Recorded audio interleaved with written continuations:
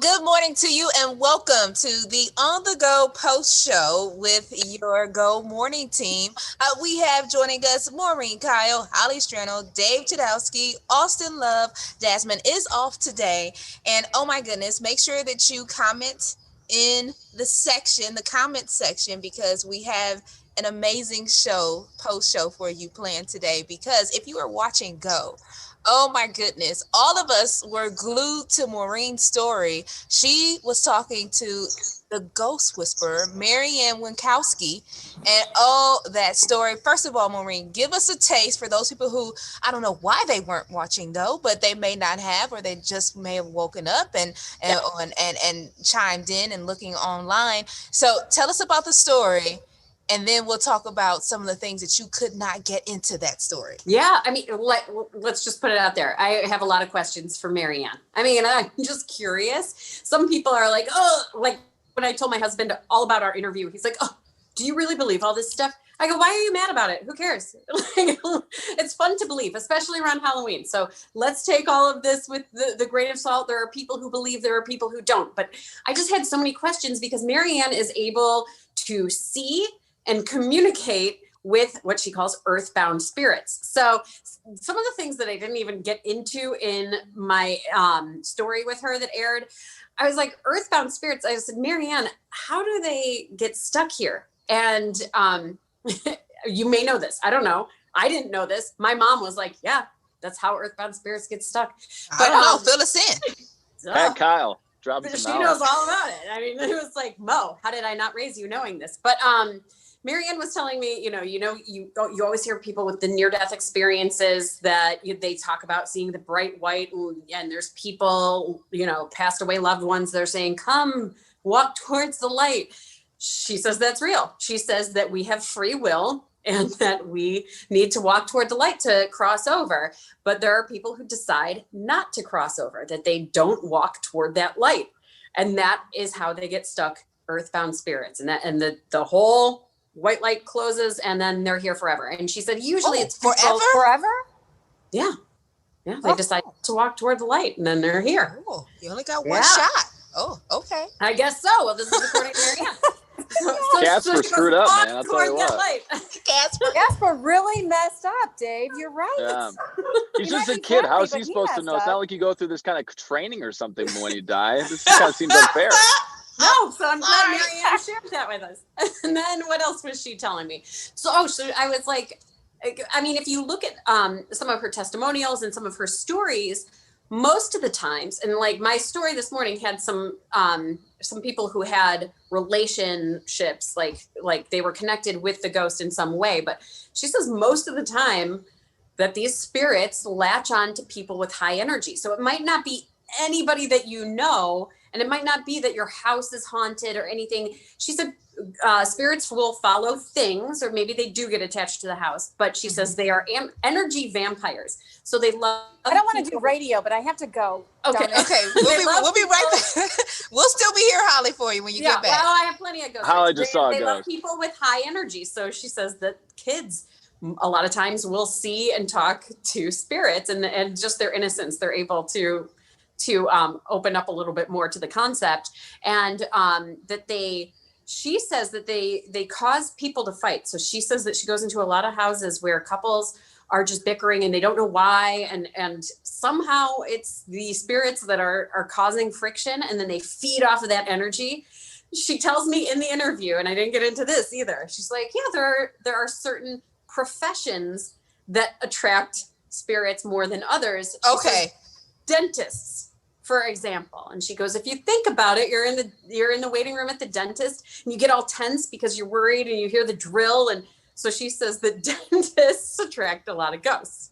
Now, is that because this was in your story today about they're attracted to anxiety? Is that what that is? Okay. Yes. And so she said this year, a lot of people have had a lot of anxiety. So she said that she has had a very active year talking with some earthbound spirits. Now, the family that you was interviewed in the piece that I had, that was a producer went out and the photographer, a crew went out and talked to this family. I was not personally there, coronavirus. And this family's 3-year-old daughter was up all night. They couldn't explain it. She was up all night, and they thought she kept banging on her crib because they kept hearing noises and sort of like a banging noise. So I don't know how they got to the point where they called Marianne to come into their house and see what was going on. And Marianne found 3 spirits there. And the one that we highlighted was a little boy that Marianne says, a little boy named Jimmy, who is attached to the house in some way, that he used to hide under his sister's bed. And so he was trying to get under this little girl's crib. And since he couldn't, he was in the rocking chair all night. And that might have been the noises that they heard. And she said that that Jimmy was upset, that he loved that the little girl could see him, but was upset that she wasn't playing with him. Was the little girl scared seeing Jimmy? I mean, she's 3. I don't know. I mean, would a 3-year-old know? So anyway, later, this family did not want to go on camera, but after Marianne told them all of this, the other spirits that she mentioned too, they went and looked at and researched the history of the house, and it lined up with everything that Marianne told them. Maureen, I think the breaking news here in all of this morning, and I talked to you about it earlier, is that ghosts cause divorce. Oh, I know, right? I never knew. You know what? I don't want to call out one of my friends, so I'm not going to name names, but I really wanted, when we were talking about interviewing Marianne and everything, I wanted one of my friends who is like the last person you would ever guess would say, yeah, I have a ghost. One day she just tells me, she's like, yeah, I mean, we have weird stuff that happens around the house. Whenever we renovate, she says she saw and felt a shadowy figure. She couldn't move one night when this shadowy figure was over her. It was like she was paralyzed. They have a name for the ghost and everything. And she told me, she said, it was really strange because the 2 families that lived in the house before them ended up in really nasty divorces. That's unbelievable. And she said that, you know, Oh, you got to fill me in later. Just like she has a great relationship with her husband, that they noticed they were kind of, you know, bickering here and there. And she kind of put it together that maybe there was this spirit in the house. And she had a one-on-one with the spirit. She begged and pleaded, you know, hey, we're a good family. We love living here. We're going to take good care of your house. And she says that the activity has calmed down, but they still have some weird like light issues and stuff like that. An old priest and a young priest. Please do not mess with my marriage there, Mr. Ghost. That is incredible. My gosh. All right. So here's a ghost story for you guys. I was in Savannah over the summer, and I did not believe in ghosts. My girlfriend is like a big believer in ghosts. She goes on ghost tours all the time. So we were in Savannah, like the most haunted place in America.